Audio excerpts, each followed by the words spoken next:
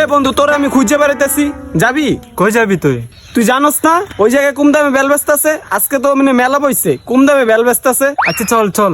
আচ্ছা চল। চল।